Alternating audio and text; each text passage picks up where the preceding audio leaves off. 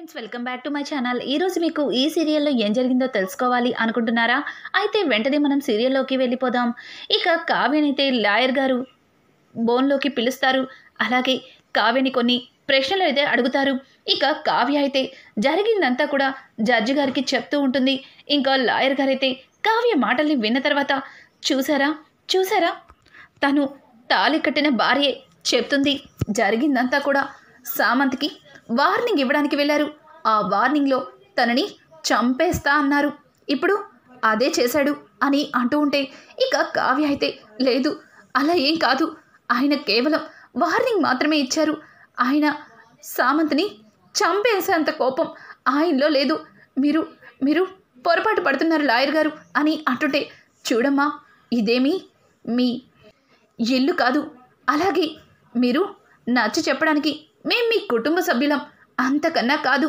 ఇక్కడ న్యాయం కావాలి, అలాగే నిజమేంటో తెలియాలి. చూడండి,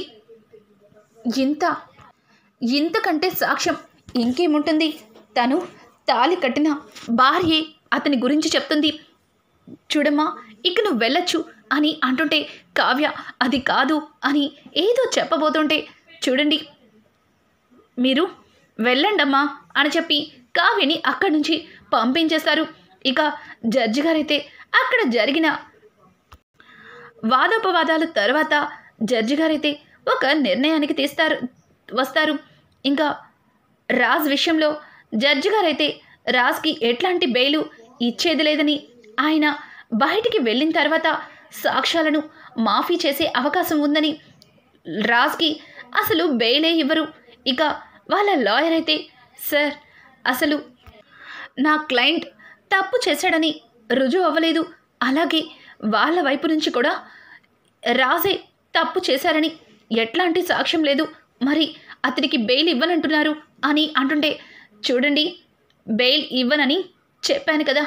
ఇక ఈ కేసుని వారం రోజుల తర్వాతకి వాయిదా వేస్తున్నాను అని చెప్పి ఇక జడ్జి గారైతే అక్కడి నుంచి వెళ్ళిపోతారు.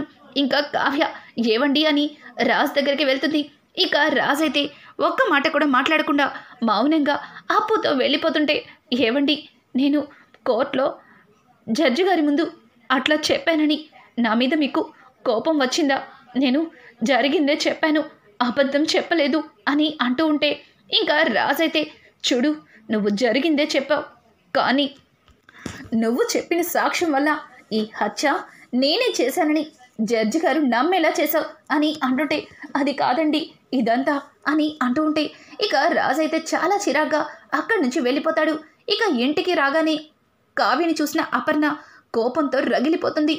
ఒకప్పుడు నువ్వు ఇంటికి రావడం కోసం నేను ఎంతగానో కష్టపడ్డాను, అలాగే నేను నా కొడుకు తీసుకురావడానికి ఇష్టపడలేదు. ఇప్పుడు అన్ని కక్షలు మనసులో పెట్టుకుని నా కొడుకు మీద పగ తీర్చుకుంటున్నావా అని అంటుంటే, అయ్యో అత్తయ్య, అలా మాట్లాడుతున్నారేంటి అని అంటూ ఉంటే, మరి నువ్వు చేసేది అట్లాగే కనిపిస్తుంది. నా కొడుకు మీద కక్ష తీర్చుకోవడానికే కదా నువ్వు ఇదంతా చేస్తుంది.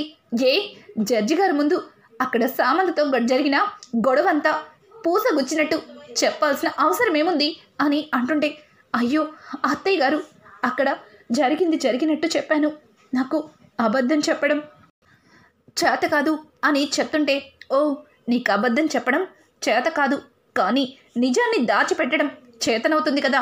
ఆ రోజు స్వప్న కడుపుతో ఉందన్న నిజాన్ని దాచిపెట్టలేదా?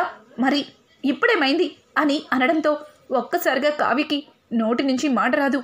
ఇక సీతారామయ్య అయితే, అపర్ణ, ఏంటమ్మా మాటలు అని అంటుంటే, ఇది కడుపు మంట మావయ్య గారు, కడుపు మంట. కన్న కొడుకు ఏ తప్పు చేయకుండా కోర్టులో ఒక ముద్దాయిలాగా నిలబడ్డాడు. కనీసం వాడికి బెయిల్ కూడా ఇవ్వకుండా లోపలే ఉంచింది ఆ అనామిక. అసలు జడ్జి గారు రాజ్కి బెయిల్ ఇవ్వకుండా చేయడానికి కారణం ఈ కావ్య చెప్పిన సాక్ష్యం వల్లే కదా. నాకు ఏం చేయాలో అర్థం కావట్లేదు అని చెప్పి అపర్ణ అయితే బాధపడుతూ అక్కడి నుంచి వెళ్ళిపోతుంది.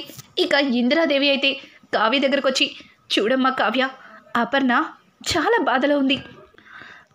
తను కోపంలో ఏదేదో మాట్లాడుతుంది. నువ్వేమీ మనసులో పెట్టుకోవద్దు. రాజు ఏ తప్పు చేయలేదని నువ్వు నమ్ముతున్నావు. ఖచ్చితంగా ఆ దేవుడు ఏదో ఒక దారి చూపిస్తాడు అని చెప్పి ఇందిరాదేవి అయితే ఇక కావ్యకి నచ్చ చెప్పి అక్కడి నుంచి వెళ్ళిపోతుంది. ఇక ఇంతలో అప్పు అయితే కావ్య దగ్గరికి వస్తుంది. అక్క అని పిలవడంతో ఇంకా కావ్య అయితే అప్పు ఏంటి పోస్ట్ మార్టం రిపోర్ట్స్ వచ్చాయా? అవి వస్తే గాని ఆయన ఏ తప్పు చేయలేదని రుజువవుతుంది అని చెప్పడంతో ఆ మాటలకి అప్పు అయితే వచ్చాయక్క, కానీ అందులో బావ వేలు ముద్రలే ఫింగర్ ప్రింట్ ఉన్నాయక్క అని చెప్పడంతో ఏం మాట్లాడుతున్నావే? మీ బావ వేలు ముద్రలు ఉండడం ఏంటి? నీకేమన్నా పిచ్చి పట్టిందా అని అంటుంటే అవునక్క, అవును, బావని ఫింగర్ ప్రింట్స్ తీసుకున్నాను.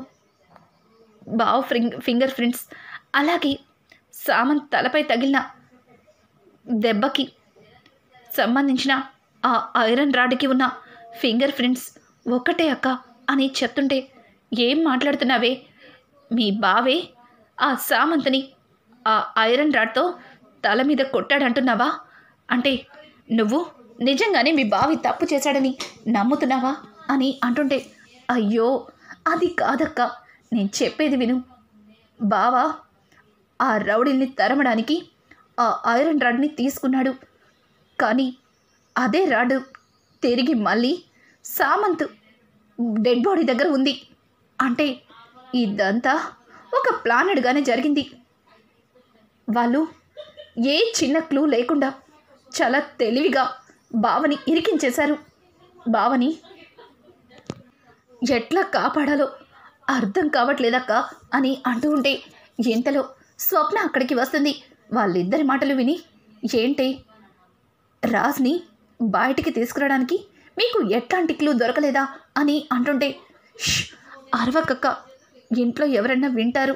ఇప్పటికే పెద్దత్తయ్య మా అత్తగారు చాలా బాధపడుతున్నారు.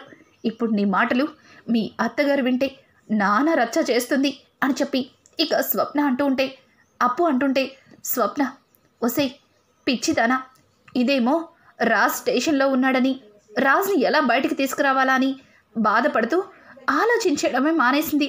ఇక నువ్వు ఎస్ఐ అయ్యుండి ఏం ఆలోచిస్తున్నవాడు కూడా నాకు తెలియటం లేదు. మన రాజ్ ఎక్కడికి వెళ్ళాడు? మన ఫ్యాక్టరీని తగలబెట్టేస్తున్నారని ఫోన్ చేస్తే వెళ్ళాడు. మరి అక్కడే కదా రాజ్ వెహికల్లో ఆ బాడీని ఎక్కించింది. ఖచ్చితంగా ఆ ఫ్యాక్టరీ దగ్గర ఎంక్వైరీ చేస్తే ఏదో ఒక క్లూ దొరుకుతుంది అని అంటుంటే ఒక్కసారిగా కావ్య నిజమే అప్పు, స్వప్నక్క చెప్పినట్టు ఫ్యాక్టరీ దగ్గరికి వెళ్ళి ఎంక్వైరీ చేస్తే ఖచ్చితంగా ఏదో ఒక క్లూ దొరుకుతుంది అని అంటూ ఉంటే దానికి ఇక కావ్య అలాగే అప్పు ఇద్దరు బయలుదేరిపోతుంటే స్వప్న అప్పు నేను కూడా వస్తానే అని అడగడంతో ఇక కావ్య నువ్వు వద్దులేక పాప ఉంది కదా అని అంటూ ఉంటే ఏం కాదులే, పాపని అమ్మకిచ్చాను. ఇందాకే అమ్మ పాపని సాయంత్రం వరకు ఉంచుకుంటానని తీసుకెళ్ళింది. పైగా నాన్న కూడా పాపని చూడలేదు కదా, అందుకే పాపని అమ్మకిచ్చి పంపించాను. నేను వస్తానాగు అని చెప్పి స్వప్న కూడా వాళ్ళతో వెళ్తుంది. ఇక ముగ్గురు కలిసి ఫ్యాక్టరీని చుట్టుముడతారు. అలాగే ఫ్యాక్టరీలో అణువణువు కూడా వెతుకుతూ ఉంటారు. అనుకోకుండా అనామిక చేతి ఉంగరం దొరుకుతుంది.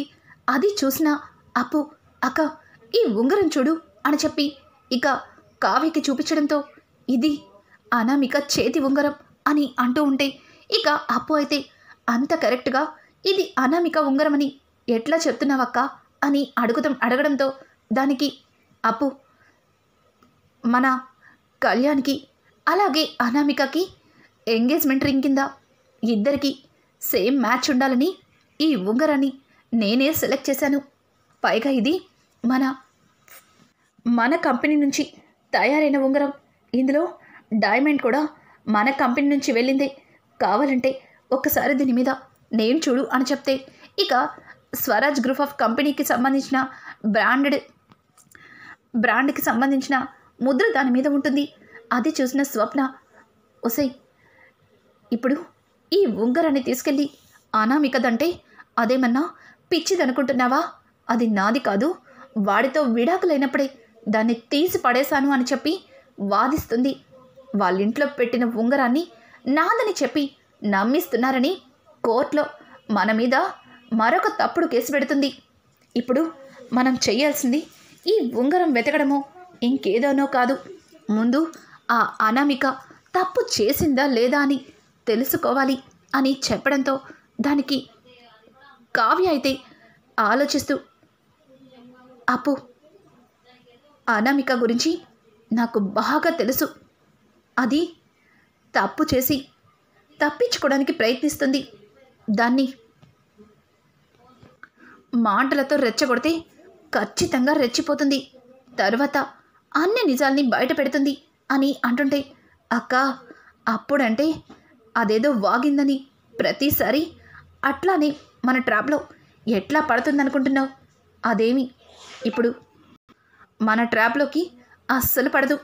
పైగా ఇంకొక మాట, తన కేసులో బావని అలాగే మన కుటుంబాన్ని ఇరికించడం కోసం చాలా పగడ్బందీగా ప్లాన్ చేసింది అని చెప్పి అప్పు మాట్లాడుతుంటే, ఇక పక్క నుంచి రుద్రాణి అయితే, అప్పు నువ్వు చెప్తుందంతా విన్న తర్వాత ఇది మా అత్తకు కూడా తెలుసేమో అని చిన్న అనుమానంగా ఉందే అని అనడంతో, ఏం మాట్లాడుతున్నావే, రుద్రాణి గారు కూడా ఇందులో భాగముందంటావా అని అంటుంటే, అవును అవునక్క, అవును కావ్య, ఆ రోజు మా అత్త ఫోన్ మాట్లాడుతుంటే నేను వెళ్ళేసరికి కాల్ కట్ చేసింది. నాకు అనుమానంగానే ఉండి వెళ్లకుండా గుమ్మం దగ్గరే దొంగచాటుగా నిలబడి దాని మాటలన్నీ విన్నాను. ఈ ఇంట్లో నవ్వులు ఉండకూడదు, అలాగే ఈ ఇంట్లో సంతోషం కనిపించకూడదని ఏదేదో వాగుతుంది. తాతయ్య గారిచ్చిన షాక్కి దీనికి పిచ్చి పట్టిందేమో అనుకున్నాను. ఇప్పుడు గుర్తొస్తుంటే దీనిలో మా అత్తకి కూడా బాగా ఉందనిపిస్తుంది అని చెప్పడంతో, అప్పుడు కావ్య, ఇప్పుడే నాకొక ఐడియా వచ్చింది. అప్పు, మనం ఇట్నుంచి కాదు అట్నుంచి నరుక్కు రావాలి అని అంటుంటే, ఏంటే ఇప్పుడు మా అత్తని వేసేస్తావా ఏంటి అని అంటుంటే, అయ్యో అక్క, ఇప్పుడు జోకులు వేసే టైం కాదు, సరే ముందు మనం ఇంటికి వెళ్దాం అని చెప్పి కావ్య అయితే ఇక ఇంటికి వెళ్తుంది. ఇంతలో అప్పు అయితే కావాలని రుద్రాని గుమ్మం దగ్గర నుంచుని, ఏంటి సామంతిని చంపినా ఆ ఈడియట్ దొరికాడా చూడండి, వాడిని అస్సలు వదిలిపెట్టద్దు, ఇదిగో ఇప్పుడే వస్తున్నాను, వాడిని పట్టుకుంటే వాడి వెనకున్న వాళ్ళందరూ కూడా బయటపడతారు అని చెప్పి ఇంకా అప్పు అయితే ఫోన్ మాట్లాడుతూ ఉంటుంది. ఆ మాటలన్నీ విన్నా రుద్రాని కంగారు పడుతూ, ఏంటి సామంతిని చంపిన వాళ్ళు దొరికిపోయారా? అయితే సామంతిని చంపింది ఆ అనామికనే కదా, ఇప్పుడు అది దొరికిపోతుందా? లేదు, దొరకడానికి వీల్లేదు. ఈ తప్పు చేసింది రాజని కోర్టు నమ్మాలి, అలాగే రాజ్కి యావజ్జీవ కారాగార శిక్ష వేయాలి, వాడు జీవితాంతం జైల్లోనే చిప్పకుడు తినాలి. ఇక ఈ దుగ్గిరాల కోట్ల ఆస్తికి నా కొడుకే వారసుడవ్వాలి. అలా జరగాలి అంటే రాజ్ జైలు నుంచి బయటికి రాకూడదు అని చెప్పి ఇక రుద్రాణి అయితే తన మొబైల్ని తీసుకొని ఎవ్వరూ చూడట్లేదని అనుకుని అనామికకి కాల్ చేస్తుంది. ఏయ్ అనామిక, నువ్వు రాజ్ని అరెస్ట్ చేపించి కూల్గా పడుకున్నట్టున్నావు చూడు, ఇక్కడ ఆ ముగ్గురు అక్క చెల్లెలు కలిసి చేయవలసిందంతా చేస్తున్నారు. ఇందాక ఫ్యాక్టరీ దగ్గర ఎంక్వైరీకి వెళ్ళారు, అక్కడ ఎట్లాంటి క్లూ దొరకలేదనుకుంటా వచ్చేశారు. కానీ ఇప్పుడు కొంతమంది కానిస్టేబుల్స్ ఆ సామంతిని చంపిందెవరో తెలుసుకున్నామని, అతన్ని పట్టుకున్నామని ఏదేదో మాట్లాడుతున్నారు. ఇప్పుడే అప్పు కూడా అక్కడికి బయలుదేరింది అని అంటుంటే, ఏమంటున్నారా ఆంటీ, సామంతిని చంపినవాడు దొరికాడా అని అనడంతో దానికి రుద్రాణి, అవును సామంతిని చంపినవాడు దొరికాడంట, పైగా అతన్ని పట్టుకుంటే అతని వెనుకున్న వాళ్ళెవరో బయటికి వస్తారు అంటుంది. ఖచ్చితంగా ఆ వెనకుంది నువ్వే కదా అని అంటుంటే, చూడండి ఆంటీ, కావాలని మిమ్మల్ని తప్పుదవ పట్టించడం కోసం మిమ్మల్ని నమ్మించడానికి వాళ్ళు వేసిన ప్లాన్ అయి ఉండొచ్చు. ఎందుకంటే సామంతిని చంపింది నేను కదా, ఇక ఆ విషయం నాకు తప్ప ఎవ్వరికీ తెలీదు. అట్లాంటప్పుడు సామంతిని చంపినవాడు వాళ్ళకెలా దొరుకుతాడు? దొరికితే గిరిగితే నేను దొరకాలి అని చెప్పి ఇంకా అనామిక అనడంతో అవును దొరికిపోయావు అని చెప్పి ఇక అనామిక ముందు అప్పు నిలబడుతుంది. అప్పును చూసిన అనామిక ఒక్కసారిగా షాక్ అవుతుంది. ఏయ్ ఏంటి అలా పర్మిషన్ లేకుండా లోపలికి వచ్చేసావు, పైగా నన్నేంటి దొరికిపోయావంటున్నావు అని చెప్పి ఇక అనామిక అయితే అప్పుతో అంటూ ఉంటే, అప్పు ఇంతవరకు నువ్వు వేసిన ప్లాన్స్ ఏమీ వర్కౌట్ అవ్వలేదు, మరి ఈ ప్లాన్ నీకు ఎట్లా వర్కౌట్ అవుతుందనుకుంటున్నావు? చూడు తప్పు చేసిన వాడు ఎట్లా అయినా దొరికిపోతాడు. ప్రేమించి పెళ్లి చేసుకుంటానని నీ దగ్గరికి వచ్చిన వాడికి పగలు కక్షలు బిజినెస్లు అంటూ ఇట్లా తప్పుదోవ పట్టించావు. చివరికి నీ గురించి తెలుసుకుని నిన్ను పొమ్మన్నాడని అతన్నే చంపేస్తావా? పైగా ఆ హత్యని మా బావ మీద వేస్తావా? నిన్ను ఎట్లా తీసుకెళ్తానంటే అని చెప్పి ఇక అప్పు అయితే అనామిక జుట్టు పట్టుకొని బరబరా ఈడ్చుకెళ్ళి ఇంకా జీబ్లో ఎక్కిస్తుంది. అనామిక అయితే ఏయ్ నువ్వు కావాలని మీ బావని వదిలించడానికి నువ్వు నా మీద తప్పుడు కేసులు పెడుతున్నావు. చూడు నువ్వు ఎట్లాంటి సాక్ష్యం లేకుండా తప్పు చేశానని నా మీద నువ్వు నిందలు వేస్తే నేను ఊరుకుంటా అనుకుంటున్నావా? ఇప్పుడే నీ పై అధికారికి అని అంటుంటే ఏంటి నువ్వు చెప్పేది? పిచ్చి పిచ్చి నాటకాలు వేసావంటే చంపేస్తాను, నోరు మూసుకొని పడి ఉండని చెప్పి అప్పు అయితే ఇక అనామిక 2 చెంపలు వాయి కొడుతుంది. అనామిక ఏం మాట్లాడకుండా మౌనంగా భయంతో జీబ్లో కూర్చుంటుంది. ఇంకా ఇక్కడ చూస్తే కోర్టులో జడ్జి గారి దగ్గరికి వాళ్ళు తీసుకువెళ్ళవలసిన సాక్ష్యాలన్నీ తీసుకెళ్తారు. అనామిక రుద్రాని మాట్లాడుకున్న సంభాషణ కాల్ రికార్డ్ని ఇంకా స్టేషన్లో చూపిస్తారు. అలాగే అనామిక చేసిన కొన్ని తప్పులకి సీసీ ఫుటేజెస్ కూడా ఉంటాయి, వాటిని కూడా జడ్జి గారు ముందు పెడతారు. ఒక్కసారిగా అదంతా చూసిన జడ్జి గారు ఇక రాజ్కి అఫీషియల్గానే కోర్టు తరపు నుంచి క్షమాపణలు చెప్తారు. ఇక రాజ్ ఏ తప్పు చేయలేదని రిలీజ్ చేస్తారు. అలాగే ప్రేమించి పెళ్లి చేసుకుంటున్న వ్యక్తిని తప్పుడు తోవలో నడిపించి అతన్ని చంపించి ఆ నిందని రాజ్ మీదకి మోపుతున్న అనామికకి ఉరిశిక్ష వేయాలని ఇక కోర్టు తీర్పిస్తుంది. ఒక్కసారిగా అనామికకి దిమ్మ తిరిగిపోతుంది. ఏంటి ఉరిశిక్ష? చూడండి నేను ఏ తప్పు చేయలేదు, ఆ కుటుంబం వల్ల నా జీవితం నాశనమైంది, అందుకే నేను ఇట్లా చేయాల్సి వచ్చింది, అంత మాత్రానికి నాకు ఉరిశిక్ష వేసేస్తారా అని అంటుంటే, చూడమ్మా నువ్వు ఇట్లాంటి దానివి కాబట్టి ఆ కుటుంబం నిన్ను వదులుకుంది, అప్పటికైనా బుద్ధి తెచ్చుకొని సక్రమంగా బతికుండాల్సింది. కానీ అదంతా పక్కన పెట్టి మళ్ళీ ఆ కుటుంబం మీద పగ తీర్చుకోవడానికి చివరికి నిన్ను ప్రాణంగా ప్రేమించిన వ్యక్తిని కూడా చంపడానికి వెనకాడలేదు. నీలాంటి వాళ్ళు బయట తిరిగితే సమాజానికి ప్రమాదం. చూడండి ఈ అమ్మాయిని సెంట్రల్ జైలుకి తీసుకెళ్ళండి అని చెప్పి ఇంకా జడ్జి గారైతే, చూడండి ఈరోజు మీ భార్య అలాగే మీ భార్య తరపు అక్క చెల్లెలు లేకపోతే మీరు ఈ కేసులో ఇరుక్కునేవారు, అలాగే మీకు శిక్ష పడేది, అన్యాయంగా ఒక నిర్దోషికి శిక్ష వేయాల్సి వచ్చేది అని చెప్పి జడ్జి గారైతే కావ్య గురించి, కావ్య ధైర్యం గురించి అలాగే ముగ్గురు అక్క చెల్లెల గురించి గొప్పగా పొగుడుతాడు. ఈ రోజుల్లో ఆడవాళ్ళు అనుకున్నది ఏదైనా నెరవేర్చుతారు. తన భర్త ఏ తప్పు చేయలేదని సాక్ష్యాలతో రుజువు చేసింది. ఇట్లాంటి అమ్మాయి నీకు భార్యగా రావడం నీ అదృష్టమని జడ్జి గారైతే కావ్యని బాగా పొగిడి రాజ్కి క్షమాపణలు చెప్తారు. ఇక వాళ్ళైతే అక్కడి నుంచి వెళ్ళిపోతారు. కావ్యరాజ్ ఇంటికి వెళ్ళడంతో అపర్ణ కావ్యరాజ్కి దిష్టి తీస్తుంది. అలాగే కావ్యతో నన్ను క్షమించు, వాడికి బెయిల్ రాకపోయేసరికి ఆవేశంలో నోటికి వచ్చినట్టు మాట్లాడాను, నీ మనసుని బాధ పెట్టాను, నువ్వేంటో తెలిసి కూడా ఇష్టం వచ్చినట్టు మాట్లాడానని ఇక అపర్ణ అయితే కావ్యకి క్షమాపణ చెప్తుంది. కావ్య కూడా అపర్ణ మాటలకి నవ్వుతూ, అత్తయ్య మీరున్న సిచ్యువేషన్లో ఎవరైనా అట్లానే మాట్లాడతారని చెప్పి ఇంకా కావ్య కూడా అపర్ణతో చెప్తుంది. ఇంట్లోకి రాగానే అందరూ కూడా రాజ్ రావడాన్ని చాలా ఆనందపడతారు. ఇక అనుకోకుండా కావ్య స్పృహ కోల్పోతుంది. అలా కావ్య కళ్ళు తిరిగి పడిపోవడంతో అందరూ కంగారు పడతారు. పెద్దావిడైతే కావ్యని పట్టుకుని చూడటంతో కావ్య ఏంటి అని అడగడంతో కావ్య నవ్వుకుంటూ సిగ్గుపడుతూ తలదించుకుంటుంది. ఇక ఇందిరాదేవి అయితే మన రాజ్ తండ్రి కాబోతున్నాడు అని చెప్పడంతో అందరూ కూడా ఆనందపడతారు. రానున్న ఎపిసోడ్ మరింత ఇంట్రెస్టింగ్గా మారబోతుంది. ఈ వీడియో మీకు నచ్చినట్టయితే లైక్ చేసి సబ్స్క్రైబ్ చేసుకోవడం మాత్రం మర్చిపోకండి. Thanks for watching. Hi friends, welcome back to my channel. ఈరోజు మీకు ఈ సీరియల్